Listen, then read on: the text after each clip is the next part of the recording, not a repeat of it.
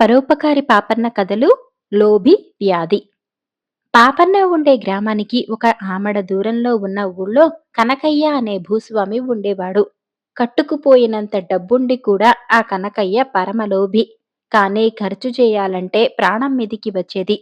అటువంటి వాడికి కాస్త గుండె నొప్పి ప్రారంభమైంది. గుండె నొప్పి చాలా చెడ్డ జబ్బు. దానికి చికిత్స జరగకపోతే ప్రమాదం. చికిత్స చేయాలంటే డబ్బు ఖర్చవుతుంది. అందుచేత కనకయ్య మొదట్లో అదే పోతుందని తాత్సారం చేశాడు. ఆ నొప్పి కూడా నిలకడగా ఉండక వస్తూ పోతూ ఉండేది.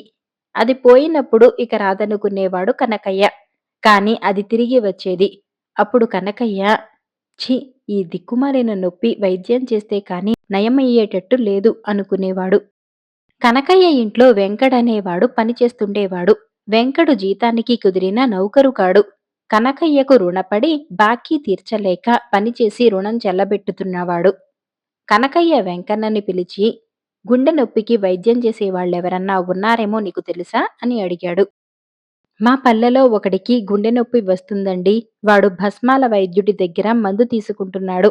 ఆ భస్మాల వైద్యుడు ఎక్కడుంటాడో కనుక్కొని చెబుతాను అన్నాడు వెంకడు. మళ్ళీ కనుక్కోవడం దేనికిలే, మీ పల్లెలో వాణ్ణే అడిగి బేడాకో పావలాకో ఆ మందే పట్టుకురా అన్నాడు కనకయ్య. వెంకడు తనకు బాకీ ఉన్నవాడు కనుక వాడి చేతిలో కనకయ్య డబ్బులు పెట్టలేదు. వెంకడు తన పల్లెలో ఉండే వాణ్ణి బతిమిలాడి వాడు తీసుకుంటున్న మందులో కొంత తెచ్చి కనకయ్యకిచ్చాడు. కనకయ్య దాన్ని పొదుపుగా కొంచెం కొంచెమే తీసుకుంటూ వచ్చాడు. కాని నొప్పి తగ్గలేదు. మందు కాస్త అయిపోయింది. మరికొంచెం మందు పట్టుకురమ్మని కనకయ్య వెంకణ్ణి మళ్ళీ అడిగాడు. ఇంకా అక్కడ మందు దొరకదండి. వాడికి గుండె నొప్పి నిలిచిపోయిందంట. మందు మానేశాడు అన్నాడు వెంకడు. అయితే వైద్యుడెక్కడుంటాడో, ఏ విధంగా మందిస్తాడో వివరంగా తెలుసుకురా అన్నాడు కనకయ్య. వెంకడు మర్నాడు వచ్చి వివరాలు చెప్పాడు. భస్మ వైద్యుడుండే గ్రామం 4 మైళ్ల దూరాన ఉన్నది. ఆయన పేదవాళ్ల దగ్గర వారం రోజులకు మందు పావలా తీసుకుంటాడు. కానీ కలిగిన వాళ్ల దగ్గర రూపాయికి తక్కువ తీసుకోడు. ఈ మాట విని కనకయ్య చాలా బాధపడ్డాడు. వారం వారం రూపాయి బిళ్ళ కుడుములాగా ఖర్చు చేసి మందు తీసుకోవాలంటే ప్రాణం పోయినంత పనవుతుంది. మందు తీసుకోకుండా ఉందామనుకుంటే గుండె నొప్పితో ప్రాణమే పోవచ్చు. ఈ చిక్కు విడవక 3 రోజులు మదనపడి కనకయ్య ఒక నిర్ణయానికి వచ్చాడు. ఒకరోజు వేకువజామున కనకయ్య వెంకడితో, నేను తొందర పని మీద పొరుగురు పోతున్నాను. నువ్వు మాత్రం నేను తిరిగి వచ్చేదాకా ఇక్కడే ఉండు, ఎటూ పోకు అని బయలుదేరాడు. ఆయన తిన్నగా వెంకడుండే పల్లెకు చేరుకుని వెంకడి గుడిసెకు వెళ్ళాడు. ఇంట్లో వెంకడి కొడుకులిద్దరు మాత్రమే ఉన్నారు. మీ అమ్మ ఏదిరా అని అడిగితే, పొలంలో గడ్డి కోసుకురాబోయిందన్నారు. వెంకడి పెద్ద కొడుకు 12 వాడి చేతిలో ఒక పావలా పెట్టి కనకయ్య, నీకు భస్మాల వైద్యుడి ఊరు ఇల్లు తెలుసా? అయితే వెంటనే వెళ్ళి మీ నాన్నకు గుండె నొప్పి వస్తుందని చెప్పి ఒక వారానికి సరిపోయే మందు పట్టుకురా. వైద్యుడితో ఏం చెబుతావు అన్నాడు. మా నాన్నకు గుండె నొప్పి వస్తున్నదని ఒక వారానికి మందియమని చెబుతా అన్నాడు వెంకడి కొడుకు. చాలా బాధపడుతున్నాడని చెప్పు. ఏం, నువ్వొచ్చేదాకా నేనిక్కడే ఉంటా అన్నాడు కనకయ్య చౌకలో మందు దొరుకుతుందని ఉబలాట పడుతూ. వెంకడి కొడుకు పావలా తీసుకుని వైద్యుడి గ్రామానికి పొలాల వెంట పరిగెత్తిపోతుంటే వాడి తల్లి గడ్డి కోసుకుంటూ వాణ్ణి చూసి, ఎక్కడికిరా అని అడిగింది. అయ్యకు గుండె నొప్పట, చాలా బాధపడుతున్నాడట. కనకయ్య గారు మనింటికొచ్చి ఈ పావలా డబ్బులు ఇచ్చి త్వరగా మందు తెమ్మని నన్ను పంపారు అని చెప్పాడు కుర్రాడు. వెంకటి భార్య కంగారుపడి, ఇదేం గ్రహచారంరా బాబూ, ఆ డబ్బియ్యి, మందు నువ్వేం తెస్తావు, నేనే పోతా అంటూ పావలా తీసుకుని 2 మైళ్ల దూరంలో ఉన్న వైద్యుడి గ్రామం చేరి వైద్యుడింటికి వెళ్ళి, బాబూ, మా ఆయనకు గుండె నొప్పి వచ్చి చాలా బాధపడుతున్నాడు. ఈ పావలా తీసుకుని మందిచ్చి పుణ్యం కట్టుకోండి అన్నాడు. వైద్యుడు ఆమెను ఎగాదిగా చూసి, రోగిని ఇక్కడికి తీసుకురా, చూడకుండా మందివ్వను అన్నాడు. రోగి 5-6 మైళ్ల దూరాన కనకయ్య గారింట ఉన్నాడని, నడవలేడని మందిచ్చి ప్రాణం కాపాడమని వెంకడి భార్య వైద్యుడి కాళ్లావెళ్లా పడింది. కనకయ్య గారంటే పేరు మోసిన భూస్వామి కదా, ఆయనంట పనిచేసేవాడికి ఆయనే కదా మందిప్పిస్తాడు. రూపాయకు తక్కువైతే మందివ్వను, అయినా రోగిని చూడాలి అన్నాడు వైద్యుడు. తన భర్త జీతానికున్న నౌకరు కాదని, రుణపడి శ్రమ చేసి బాకీ తీరుస్తున్నాడని చెప్పి ఆమె వైద్యుణ్ణి తన వెంట రమ్మన్నది. నేనెలా వస్తాను? నా కోసం ఎక్కడెక్కడి నుంచో వస్తారు. ఈ పెద్ద మనిషిని చూడు. 2 కోసుల దూరం నుంచి నా కోసం బండి కట్టుకుని వచ్చాడు అన్నాడు వైద్యుడు. వైద్యుడు చెప్పిన మనిషి పాపన్నే. అతను జరిగినదంతా చూస్తూనే ఉండి వెంకడి భార్యతో, "నా బండి మీద రామ్మా, నీ భర్తను తీసుకువద్దాం. వైద్యుడు గారు చూసి మందిస్తారు" అన్నాడు. పాపన్న వెంకడి భార్యను బండిలో ఎక్కించుకుని కనకయ్య ఇంటికి వచ్చాడు. వెంకడక్కడే ఉండి భార్యను చూసి ఆశ్చర్యపడ్డాడు. భార్య కూడా పిడిరాయిలాగున్న భర్తను చూసి, "జబ్బు నయమైందా ఏం?" అన్నది. "నాకేం జబ్బు?" అన్నాడు వెంకడు. వెంకడి భార్య జరిగిందంతా చెప్పింది. అయ్యగారు కూడా బాగానే ఉన్నారే. పొరుగురు వెళ్ళొస్తానని వేకువనే బయలుదేరారు. దారిలో మనవాడు కనిపిస్తే ఏదో చెప్పి ఉంటారు. వాడింకేదో అర్థం చేసుకుని ఉంటాడు అన్నాడు వెంకడు. భార్యాభర్తలిద్దరూ పాపన్నకు అనవసరంగా శ్రమ ఇచ్చినందుకు క్షమాపణ చెప్పుకున్నారు. పాపన్న బండి తోలుకుంటూ తన గ్రామానికి బయలుదేరాడు. ఈ లోపల వెంకడి గుడిసెలో వేచి ఉన్న కనకయ్య వెంకడి కొడుకు తిరిగి రావటం చూసి, "ఏంరా మందేది? అప్పుడే వచ్చావేం?" అన్నాడు. "మందు మా అమ్మ తెస్తానని వెళ్ళింది" అన్నాడు కుర్రాడు. వెంకడి భార్య ఎంతకూ రాలేదు. కనకయ్యకు గుండె నొప్పి ఆరంభమై హెచ్చేటట్టు కనపడింది. ఆయన వెళుతున్నానని కుర్రాడికి చెప్పి వైద్యుడి గ్రామం కేసి నడక సాగించాడు. దారిలో వెంకడి భార్య మందుతో ఎదురు వస్తుందని ఆయన ఆశ. ఒకవేళ ఆమె రాకపోతే తాను వైద్యుడి దగ్గరకు వెళ్ళవలసి వస్తుంది. తనను చూసి ధనికుడనుకుని మందుకు రూపాయి అడుగుతాడు. ఈ భయంతో కనకయ్య తన చేతి ఉంగరాలు, డబ్బు సంచి, చొక్కా తీసి మూటకట్టి అది పట్టుకుని రెండో చేత్తో గుండెను అదిమి పెట్టుకుని నడుస్తూ దారిలో ఒక చోట స్పృహ తప్పి పడిపోయాడు. బండి తోలుకుంటూ అటుగా వచ్చే పాపన్న ఆయనను చూసి బండి ఆపి ఆయన ముఖాన ఈయన నీళ్లు చల్లి స్పృహ తెప్పించాడు. కళ్ళు తెరుస్తూనే కనకయ్య, "మందు తెచ్చావామ్మా?" అని అడిగాడు. ఆ మాటలు పాపన్నకు అర్థం కాక కనకయ్యను ఎత్తి బండిలో పెట్టి బండిని మళ్ళీ వైద్యుడింటికి తోలుకుపోయాడు. వైద్యుడు రోగిని పరీక్షించి, "రోగం చాలా ముదిరింది. రోజూ పరీక్ష చేస్తూ మందివ్వాలి. ఎవరి మనిషి?" అన్నాడు. "నాకు తెలీదండి. ఎవరో అనాథలాగా ఉన్నాడు. మీరు చికిత్స చేయండి. నేను రోజూ బండిలో తెస్తాను. మందు ఖర్చు కూడా నేనే ఇచ్చుకుంటాను" అన్నాడు పాపన్న. కనకయ్యకు మర్నాటికి కాని పూర్తిగా స్పృహ రాలేదు. ఒళ్ళు తెలియగానే ఆయన, "మీరెవరు? నేనెక్కడున్నాను?" అని పాపన్నను అడిగాడు. "క్షేమమైన చోటనే ఉన్నావు. నీకేమీ భయం లేదు. నువ్వెవరు? నీ పేరేమిటి?" అని పాపన్న అడిగాడు. "నా పేరుతో ఏం పనిలేండి. ఎవడో దిక్కులేని వాణ్ణి. నా మూట ఏది?" అన్నాడు కనకయ్య. "నీ మూట భద్రంగానే ఉన్నది. వారం రోజుల పాటు కుదురుగా ఉండి మందు తీసుకుంటే ఆ తర్వాత నువ్వు స్వేచ్ఛగా నీ ఇష్టం వచ్చినట్టు తిరగవచ్చు" అన్నాడు పాపన్న. కనకయ్య పారిపోతాడని అనుమానం తగిలి అలాంటి పని జరగకుండా కట్టుదిట్టాలు చేశాడు. అక్కడ కనకయ్య కుటుంబానికి కనకయ్య ఏమైపోయింది తెలియరాలేదు. వాళ్ళు ఆరాలు తీయగా తీయగా చివరకు పాపన్న ఇంట్లో కనకయ్య దొరికాడు. తాను అనాథుడు కాడని, పెద్ద భూస్వామి అని పాపన్నకు తెలిసిపోయేసరికి కనకయ్యకు చచ్చే అవమానమైంది. తాను వ్యాధి తీవ్రతలో మతిచెడి ఏం మాట్లాడినది తనకే తెలియదని చెప్పుకుని కనకయ్య తన మందు ఖర్చే కాక పాపన్నకు కొంత బహుమానం కూడా ఇచ్చి తన ఊరికి తిరిగి వెళ్ళాడు. కొన్ని వారాల పాటు వైద్యం చేయించుకున్నాక కనకయ్య గుండె నొప్పి తగ్గిపోయింది. తిరునాళ్ల సందడి. సుబ్బారాయుడి కొండ మీద జరిగే ఉత్సవానికి పాపన్న సకుటుంబంగా వెళ్ళాడు. ఉత్తప్పుడు ఆ ప్రాంతంలో కుగ్రామాలు తప్ప ఏమీ లేకపోయినా తిరునాళ్లకు జనం తండోపతండంగా వచ్చి వేడుక చూస్తారు.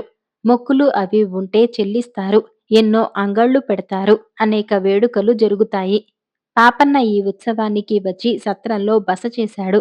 ఉదయం పూట అతను కాలకృత్యాలు తీర్చుకోవటానికి కాను కొండ పక్కన ప్రవహించే వాగుకేసి వెళ్లి స్నానం చేసి తిరిగి వస్తుండగా ఒక ముసలాయన, "ఇక నడవలేను సుబ్బారాయుడా" అంటూ ఒక బండ మీద చతికిలపడ్డాడు. ఆ ముసలాయన పాపన్నకు తెలిసినవాడే. "ఏం తాత" అంటూ పాపన్న దగ్గరికి వచ్చేసరికి ముసలాయన తల ఎత్తి చూసి, "పాపన్నవా? సుబ్బారాయుడల్లే వచ్చావు. ఒక్క చిన్న ఉపకారం చేసి పెడుదు. ఈ డబ్బాలో ముడుపున్నది. దాన్ని కాస్త దేవుడి హుండీలో వేస్తావా? ఎలాగో ఇక్కడి దాకా నడిచి వచ్చాను కాని కొండ ఎక్కలేను. ఇక్కడే ఉంటాను. కాస్త దేవుడి ప్రసాదం మటుకు తెచ్చిపెట్టు" అన్నాడు. ముసలాయన తనకింకే సహాయమూ అవసరం లేదని, తన వద్ద భోజన పదార్థాలు అవి ఉన్నాయని అన్నాడు. అందుచేత పాపన్న ఆయన ఇచ్చిన డబ్బా తీసుకుని కొండదారిన బయలుదేరాడు. దారిలో అతనికొక 3 ఏళ్ల పిల్ల కనిపించింది. ఆ పిల్ల అమ్మా అని ఏడుస్తూ, పడుతూ లేస్తూ ఉత్సవం దిగ్గుగా పోతున్నది. పాపన్న ఆ పిల్లనెత్తుకుని నీ పేరేమిటి? మీ వాళ్ళెక్కడా? అంటూ చుట్టూ చూశాడు. ఎవరూ దగ్గరలో కనిపించలేదు. ఆ పిల్ల వచ్చిరాని మాటలతో తన పేరు మాలతి అని, ఎవడో దొంగ తన సొమ్ములు కాజేశాడని, అమ్మ కావాలని అన్నది. పిల్లను చూస్తే ధనికుల బిడ్డలాగా ఉన్నది. దొంగవాడెవడో పిల్ల ప్రాణాలు తీయకుండా వదిలిపెట్టినందుకు పాపన్న సంతోషించాడు. పాపన్న మాలతిని ఉత్సవం జరిగే చోటికి తెచ్చి పిల్ల తాలూకు మనుషులు కనిపిస్తారేమోనని చాలాసేపు తిరిగాడు. పిల్లకు ఒక అరటిపండు కొని తినటానికి ఇచ్చాడు. రంగుల రాట్నం చూసి పిల్ల సంబరపడితే దానిమీద ఎక్కించి తిప్పాడు. తర్వాత పిల్లను ఎత్తుకొని ముసలాయన ఇచ్చిన ముడుపు డబ్బా కోసం వెతికితే అది కనిపించలేదు. పిల్లను రంగుల రాట్నం ఎక్కించటానికి వెళుతూ ఇక్కడ ఒక డబ్బా ఉంచాను. అదేమైందో తెలుసా అని పాపన్న ఆ చుట్టుపక్కల ఉన్న వాళ్ళను అడిగాడు. ఎవరో పెద్ద మనిషి కిందటిసారి రాట్నం ఆగినప్పుడు దాని నుంచి దిగి వెళ్ళిపోతూ ఇక్కడ ఉన్న డబ్బా తీసుకుని వెళ్ళిపోయాడు. ఆ డబ్బా ఆయనదే కాబోలు అనుకున్నాం అన్నారు అక్కడి వాళ్ళు. వాళ్ళు ఆ మనిషి ఆనవాళ్లు కూడా చెప్పారు. ఆయన ఎర్రపాగా తలకు చుట్టుకుని పచ్చని చొక్కా వేసుకున్నాడు. మనిషికి గడ్డాలు మీసాలు ఉన్నాయి. పాపన్న మాలతి తల్లిదండ్రుల కోసం వెతికే కళ్ళతోనే ఎర్రపాగా, పచ్చచొక్కా, గెడ్డాలు, మీసాలు గల మనిషి కోసం కూడా చూస్తూ చాలాసేపు తిరునాళ్ల జనం మధ్య తిరిగాడు. అంతలోనే మాలతి అని కేక పెడుతూ ఒక స్త్రీ అతన్ని సమీపించి మాలతిని అతని చేతి నుంచి లాగేసుకున్నది. ఈ పిల్ల మీదేనా? మీకోసం తెగ తిరుగుతున్నాను అన్నాడు పాపన్న. ఆ ఇల్లాలు తన పిల్ల ఒళ్ళు తడివి చూసుకుని ఆగ్రహంతో పిల్ల నగలన్నీ కాజేసి ఉత్త పిల్లనిస్తున్నావా అన్నది పాపన్నతో. ఆవిడ తనకు కృతజ్ఞత చెప్పకపోగా దొంగతనం అంటగట్టటం చూసి పాపన్న ఆ పిల్ల తనకెలా దొరికినది చెప్పాడు. మాలతి కూడా అదే నిజమన్నది. ఆ తల్లి తన కూతురు ప్రాణాలతో దొరికినందుకు చాలు అనుకుని బిడ్డతో సహా వెళ్ళిపోయింది. పాపన్నకిప్పుడు ముసలాయన ఇచ్చిన ముడుపు డబ్బా దిగులు పట్టుకున్నది. ఆయన తన కోసం వాగు దగ్గర ఎదురు చూస్తుంటాడు. ఏం చేయటానికి పాపన్నకు పాలుబోక తన బసకు వెళ్ళాడు. అతన్ని చూస్తూనే అతని భార్య, మన పిల్లవాడెక్కడైనా కనిపించాడా? మీరెంతసేపటికి రాకపోతే ఇద్దరూ కలిసి తిరుగుతున్నారేమో అనుకున్నానే అన్నది. జనంలో తిరుగుతుంటాడు. వాడే వస్తాడులే అన్నాడు పాపన్న చిరాకుగా. కాదండి. పరగడుపున ఇంత పలహారమన్నా చేయకుండా వెళ్ళాడు. భోజనాల వేళ కావస్తున్నది. దారి తప్పి ఎటైనా పోయాడో ఏమో! వాణ్ణి కాస్త వెతికి తీసుకురండి అన్నది భార్య. ఇంతసేపు జనం మధ్యనే తిరుగుతున్నాను. ఒక దొంగవాడి మూలంగా నాకు చెడ్డ చిక్కు వచ్చి పడింది. వాడి కోసం కళ్ళు కాయలయ్యేలా చూశాను. ఇంకేం చూసేది? అన్నాడు పాపన్న. ఇంతలో పాపన్న కొడుకు 10 ఏళ్లవాడు రొప్పుకుంటూ ఏం జరిగిందో తెలుసా నాన్నా? అంటూ వచ్చాడు. వాడి చేతిలో ఒక కత్తి, గెడ్డము, ఒక డబ్బా ఉన్నాయి. ఆ డబ్బాను చూసేసరికి పాపన్నకు ప్రాణం లేచి వచ్చింది. అది ముసలాయన ఇచ్చిన ముడుపు డబ్బా. పాపన్న కొడుకు జరిగిందంతా తల్లిదండ్రులకు చెప్పాడు. వాడు ఆ ఉదయం తాము దిగిన సత్రం పరిసరాలలో చెట్లమీది కోతులను చూసి ఆనందిస్తూ తిరుగుతుండగా ఎర్ర తలపాగా, పచ్చ చొక్కా, గెడ్డాలు, మీసాలు గల మనిషి ఒకడు కనపడి తింటావా అబ్బాయి అంటూ చేతిలో బఠానీలు చూపాడు. పాపన్న కొడుకు దగ్గరికి రాగానే ఆ మనిషి వాడి చెయ్యి గట్టిగా పట్టుకుని రెండో చేత్తో కత్తి చూపిస్తూ అరిచావంటే పొడి చేస్తా నా వెంట రా అంటూ కొండరాళ్ల మధ్యకు తీసుకుపోయాడు. అక్కడ ఆ మనిషి తన చేతిలో ఉన్న కత్తి, డబ్బా ఒక రాతి మీద పెట్టి కుర్రవాడి చెవులకుండే తమ్మంట్ల శీలలు ఊడదీయటానికి ప్రయత్నించాడు.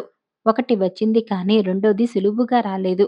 ఈ లోపల కుర్రవాడికి ఆ మనిషి గెడ్డం పెట్టుడు గెడ్డంలాగా కనపడింది. వాడు చల్లగా చెయ్యి చాచి కత్తి అందుకుంటూ రెండో చేత్తో ఆ మనిషి గెడ్డం పట్టుకుని గుంజాడు. గెడ్డం చేతిలోకి ఊడి వచ్చింది. దొంగవాడు కంగారుగా లేచి నిలబడ్డాడు. దొంగ దొంగ పట్టుకోండి అని కుర్రాడు కేకలు పెట్టాడు. దూరంగా మనుషుల మాటలు వినిపించాయి. దొంగ పరిగెత్తసాగాడు. పాపన్న కొడుకు డబ్బా తీసుకుని దొంగ వెంట పడ్డాడు. కాని దొంగవాడు పెద్ద పెద్ద రాళ్ల మీదగా దూకుతూ వాగుకేసి కనపడకుండా పారిపోయాడు. పాపన్న కొడుకు బస చేరుకున్నాడు. తన కొడుకు ధైర్యానికి, యుక్తికి పాపన్న చాలా సంతోషించాడు. వాళ్ళంతా ఆ పూటే కొండమీదకి వెళ్లి దేవుడి దర్శనం చేసుకున్నారు. పాపన్న ముసలాయన ముడుపును దేవుడి హుండీలో వేశాడు. తర్వాత పాపన్న ముసలాయన ఉన్న చోటికి బయలుదేరుతుంటే అతని కొడుకు కూడా బయలుదేరాడు. ఇద్దరు వాగు ప్రాంతం చేరేసరికి ముసలాయన సమీపంలో ఇంకో మనిషి పడుకొని ఉన్నాడు. ఎవరు తాత ఈ మనిషి అని పాపన్న అడిగాడు. ముసలాయనకు ఖాళీ డబ్బా తిరిగి ఇస్తూ. ఎవరో పాపం కాలులో ఎంత లోతున ఏదో మోడు దిగిపడిందంట. నడవలేక ఇక్కడ చతికిలపడ్డాడు అన్నాడు ముసలాయన. ఈ మాటలు విని పడుకొని ఉన్న మనిషి లేచి కూర్చొని పాపన్న కొడుకును చూసి కంగారు పడ్డాడు. వీడే నాన్న దొంగ అన్నాడు పాపన్న కొడుకు తండ్రితో. దొంగ పారిపోదామని చూశాడు కాని కాలు బాధ పెట్టటం చేత పరిగెత్తలేకపోయాడు. పాపన్న వాణ్ణి సులువుగా పట్టుకొని వెతకగా వాడు కాజేసిన తమ్మంటూ దొరికింది. పాపన్న ఆ దొంగను గ్రామాధికారికి అప్పగించి యాత్ర ముగించుకొని సకుటుంబంగా తన గ్రామానికి తిరిగి వెళ్ళిపోయాడు. నీటి ఎద్దడి. పాపన్న మేనమామ ఒకాయన చాలా ఏళ్ల క్రితం దేశాలు పట్టిపోయాడు. ఆయన ఇటీవల తిరిగి వచ్చాడని, కొడుకులు కోడళ్ళు ఆయనను దగ్గరకు చేరనివ్వలేదని, ఆయన కొండ అవతల ఎక్కడో ఉండి ముసలితనంలో నానా అగచాట్లు పడుతున్నాడని తెలియవచ్చింది. తన అన్న గురించి ఇలాంటి వార్త విని పాపన్న తల్లి చాలా బాధపడి, "నువ్వు వెళ్ళి అన్నయ్యను తీసుకురారా" అన్నది కొడుకుతో. పాపన్న బండి కట్టుకుని తన మేనమామను వెతుక్కుంటూ బయలుదేరాడు. కొండల మధ్యన బండి బాట నిలిచిపోయింది. అక్కడి నుంచి కాలిబాట మాత్రమే ఉన్నదని, కొండల అవతల ప్రజలు నీటి ఎద్దడితో బాధపడుతున్నారని పాపన్నకు తెలియవచ్చింది. అందుచేత పాపన్న తన బండిని ఎద్దును ఒక గ్రామంలో గ్రామ పెద్ద ఇంట ఉంచి, ఎద్దు మేతకు కొంత డబ్బిచ్చి కాలినడకన కొండ అవతలి ప్రాంతానికి చేరుకున్నాడు. కొండల అవతల ఉండే మైదానాలను చేరుకోగానే అతనికి ఎక్కడి నుంచో నెత్తిన నీటి బిందెలు పెట్టుకుని ప్రయాణాలు చేస్తున్న స్త్రీలు, పురుషులు చాలామంది కనిపించారు. పాపన్న ఈ ప్రాంతానికి బయలుదేరేటప్పుడు కొన్ని రొట్టెలు, పెద్ద చెంబుతో నీళ్లు తెచ్చుకున్నాడు. కాని ఆ రొట్టెలు అయిపోయాయి.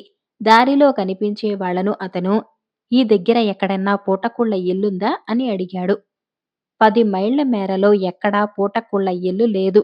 ఈ ప్రాంతాల వాళ్ళు తమ వంట తామే చేసుకుంటారు అని జవాబు వచ్చింది. వంట చేసుకుంటాను, స్వయంపాకమైనా దొరుకుతుందా అని పాపన్న మళ్ళీ అడిగాడు. ఏది కావాలన్నా బండారయ్య ఎంటనే దొరుకుతుంది. ఆయన ధరలు విపరీతం. కానీ ఈ చుట్టుపక్కల ఏది కావాలన్నా ఆయన దగ్గరే కొనాలి. చివరకు మంచినీళ్లు కూడా ఆయన బావివే ఇక్కడి వాళ్లకు గతి అని పాపన్న తెలుసుకున్నాడు. బండారయ్య నీటిని కూడా విపరీతమైన ధరలకు అమ్ముతాడట. పాపన్న నీళ్లతోనైనా తన ఆకలి చంపుకుందామని నీళ్ల బిందె నెత్తిన పెట్టుకుని వెళ్లే మనిషినొకణ్ణి తన చెంబు నిండా నీరు పోయమన్నాడు. ఆ మనిషి నిర్దాక్షిణ్యంగా పోయననేశాడు. అతను మాత్రం ఏం చేస్తాడు? ఆ బిందెడు నీళ్లు రోజల్లా నలుగురికి సరిపోవాలి. అందులోనూ బోలెడంత డబ్బు పోసుకుని కొనుక్కున్న నీళ్లు. మరో మనిషి పాపన్న వద్ద 4 గణాలు తీసుకుని అతని చెంబునిచ్చాడు. ఆ మనిషిని తప్పుపట్టి లాభం లేదు. అతను 3 మైళ్ల పైచిలుకు దూరం నుంచి వచ్చి బిందెడు నీళ్లకు గాను పావలా ఇచ్చి ఆ నీటిని మోసుకుపోతున్నాడు. మీరింత అగచాట్లు పడటం దేనికి? మేమీ ప్రాంతాలలో బావులు తవ్వుకోరాదా అని పాపన్న అడిగాడు. ఈ ప్రాంతానికంతకు బండారయ్యే గుత్తదారు. ఆయన ఇంకా అనేక చోట్ల బావులు తవ్వించాలని ప్రయత్నిస్తే క్షేత్రజ్ఞులు ఆ ప్రదేశమంతా శిలామయమని, ఒక్క చుక్క నీరు పడదని అన్నారట. ఈ మాట బండారయ్యే చెప్పాడు.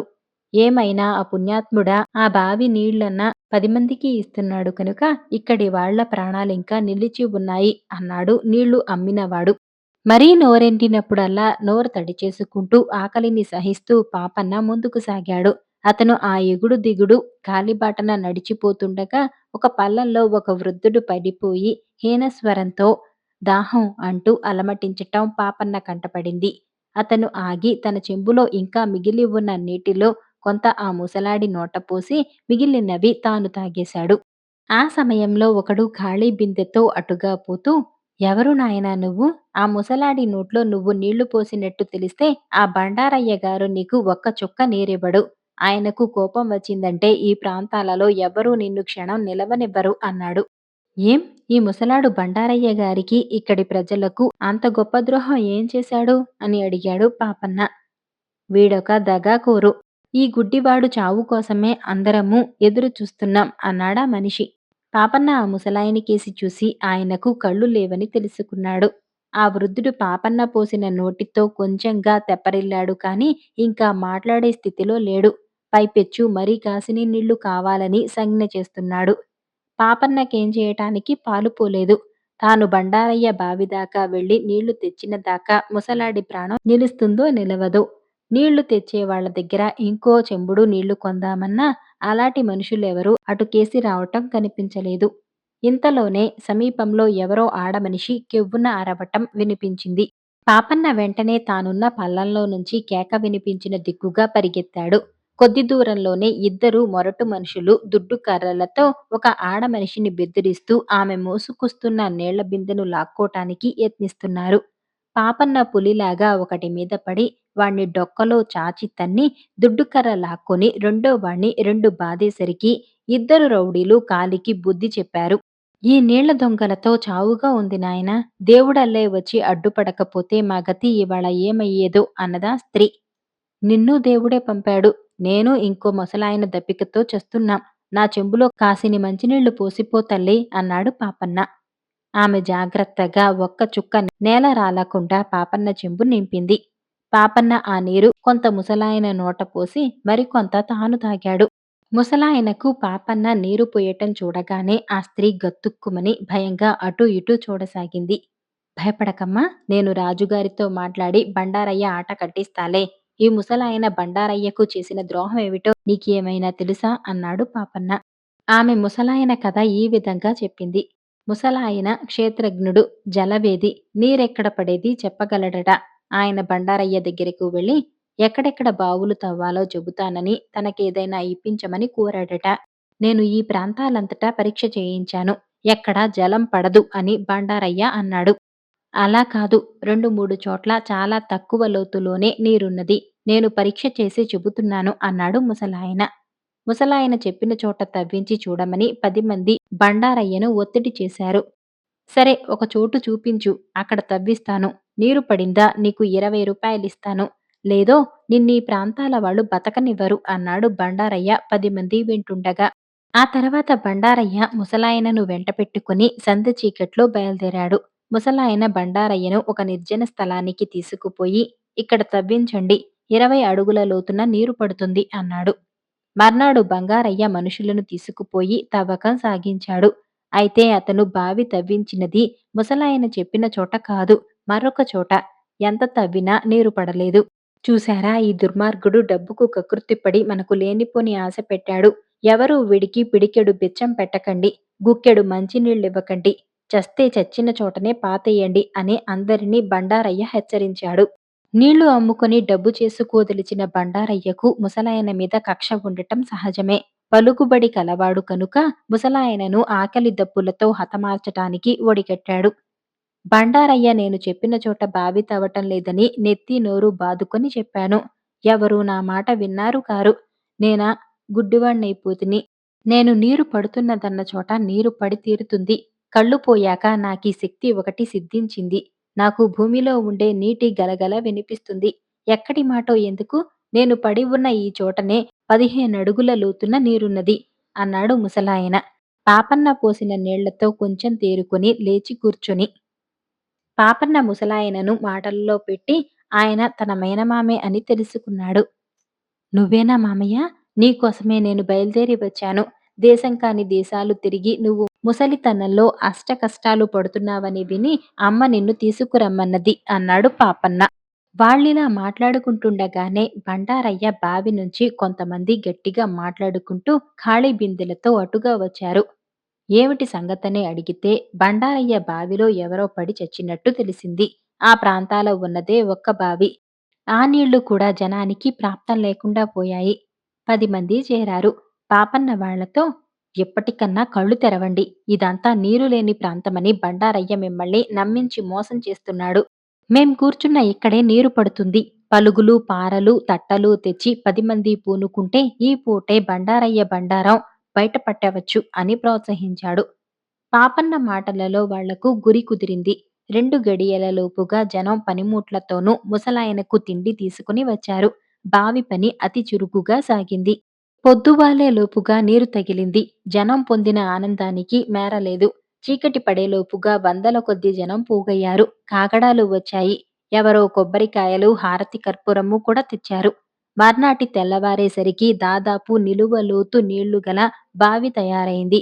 బావికి టెంకాయలు కొట్టి హారతి ఇచ్చారు. పాపన్న వచ్చిన వారందరికీ కడవలు ముంచి నీరు అందించాడు. పాపన్న పేరు, ముసలాయన పేరు చెప్పుకోని వాళ్ళు లేరు. ముసలాయన ఆ ప్రాంతాల వారికి దేవుడైపోయాడు. ఆయనను ఆ ప్రాంతమంతా తిప్పి ఇంకెక్కడెక్కడ బావులు తవ్వించవచ్చునో చూడమన్నారు. ఆయన సహాయంతో మరి 3, 4 బావులు ఆ నిర్జన ప్రాంతంలో వెలిశాయి.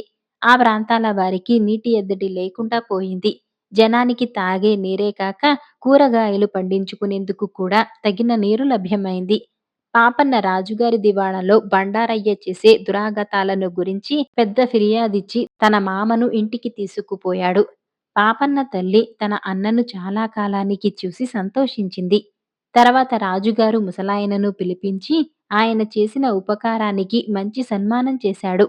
బండారయ్య గుత్తాధికారాలన్నీ రద్దయ్యాయని, అతనికి భారీగా జరిమానా పడిందని, వ్యాపారం చేసుకునే హక్కు అడిగిన వారికల్లా ఇవ్వబడిందని, కొండ అవతల ప్రాంతంలో వస్తువుల ధరలు అదుపులోకి వచ్చాయని, అక్కడి ప్రజలు సుఖంగా బతుకుతున్నారని పాపన్నకు తెలిసింది.